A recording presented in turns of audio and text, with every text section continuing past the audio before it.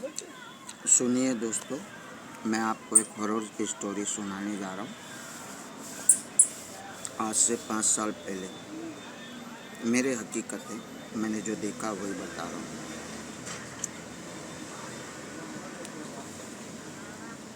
मैं आज से कुछ साल पहले झांसी के किले पे गया था।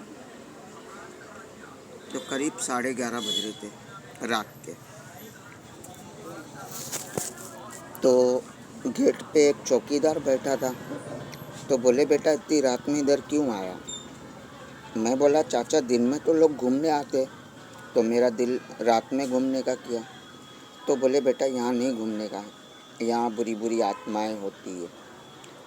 तो मैं बोला, चाचा ये सब मनगढ़ंत कहानी है।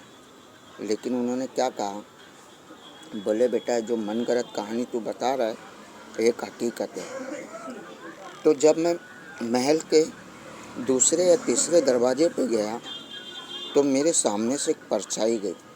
हालांकि उसने मुझे कुछ नहीं किया, ऐसा डर का एहसास हुआ कि वो परछाई मुझे कहीं तकलीफ ना दे।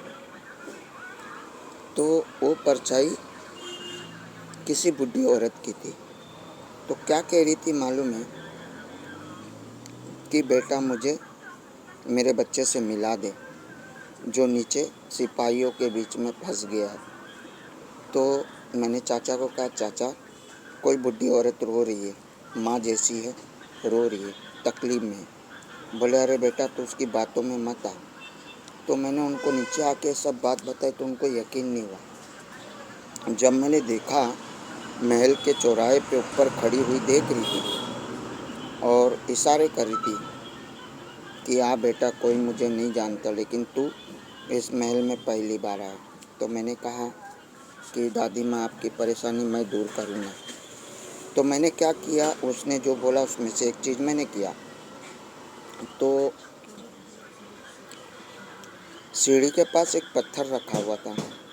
तो वो माँ जी को हॉरर स्टोरी जो मैं बता रहा हूँ, वो दादी माँ को थोड़ा सीढ़ी में अर्जेंट हो रही थी जाने के लिए। तो पत्थर हटाया मैंने, वैसे ही स्पीड के साथ हवा से निकली और मेरे रगोटे खड़े हो गए, यानी कि मेरे रूह कांपने लगी कि कहीं ये आत्मा मुझे नुकसान तो नहीं पहुँचाएगी। तो मैं वो डर से चिल्ला उठा। तो अचानक चाचा भाग गया। अरे बेटा क्या हुआ, क्या हुआ, तू चिल्लाए क्यों? मैं बोला, चाचा ये जो दादी माँ है बहुत तकलीफ में, इसकी मदद कीजिए।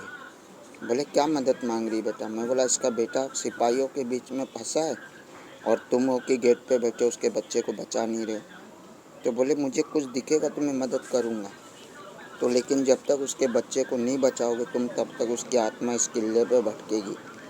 तो उसने क्या कहा मालूम कि बेटा मेरा बेटा तो मारा गया सिपाहियों के हाथ में, लेकिन ये चौकीदार आदमी मेरी आवाज़ सुन के भी अनसुना कर देता है, कभी मुझे माँ का दर्जा नहीं दिया। क्या मैं एक आत्मा होने के नाते एक माँ नहीं हूँ?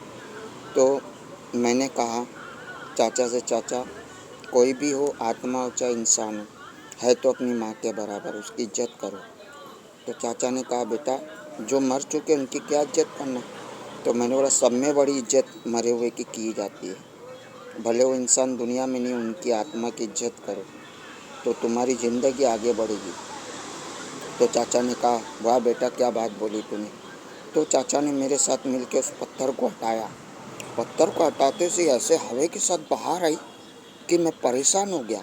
अरे पत्ते उड़ के पूरे बाहर आ गए और दरवाज़ा बंद बंद बंद चालू होने लगा और मैं परेशान होने लगा कि अचानक क्या हुआ। और एक तेज रोशनी सी आई सामने। पहले गेट पे देखा मैंने, एक परछाई रोशनी के अंदर समा गई और हवा के साथ घूम। तो चाचा ने क्या कहा, बोले, बेटा जो आत्मा इतने सालों से अंदर थी, तूने एक बात ऐसी बोली उसके दिल को भा गई और वह आत्मा खुशी से आज़ाद हो गई। और आज भी उस झांसी की रानी के किले में उस माँ जी की आत्मा भटकती है, लेकिन किसी को तकलीफ नहीं देती है। अगर आपको जाना है दूसरे या तीसरे गेट पे जाओ, रात के 11:30-12 बजे करीब आपको हकीकत मालूम पड़ेगी। गेट अपने आप खुलेगा, फोटोएँ हिलेगी, और आपको एहसास होगा कि आपके पीछे कोई खड़ा है, और कुर्सी जो रखी रहती है वो अपने आप हिलती रहती है। अगर आपको ये मेरी हॉरर स्टोरी अच्छी लगी हो, प्लीज़ सादिक को लाइक कीजिए, नहीं तो कोई बात नहीं। आप मेरे लिए भाई के जैसे, आप खुश रहे बस। मैं वीडियो आपको भेजते रहूँगा। ठीक है, अल्लाह हाफिज़।